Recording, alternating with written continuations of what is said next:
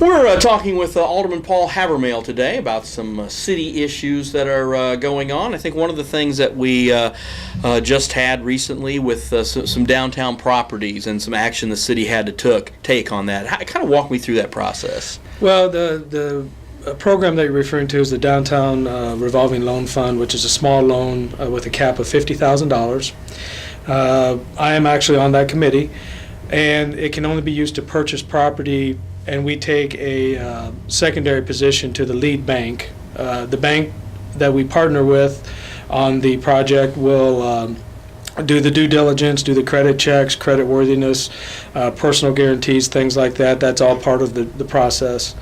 Again, we only provide $50,000 at a lower interest rate to facilitate the purchase of the property. So, recently there has been a number of we had our first default, and I think that's probably what we're talking about. That was fully vetted by the lending institution and by our committee. The lending institution is losing hundreds of thousands of dollars, and we're losing, we did 3 loans on 3 separate properties.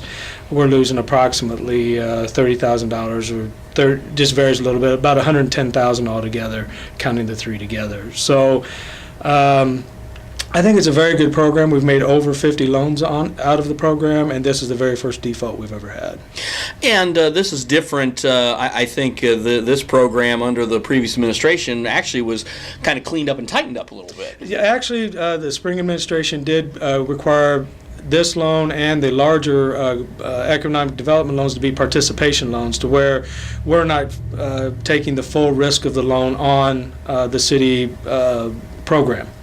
So basically, the bank shares our risk. We will not participate unless there's a lead bank in the project.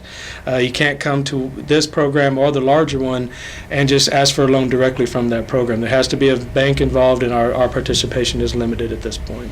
Well, I guess that begs the question of will of what is currently floating out there and has been discussed regarding the Newcomb property.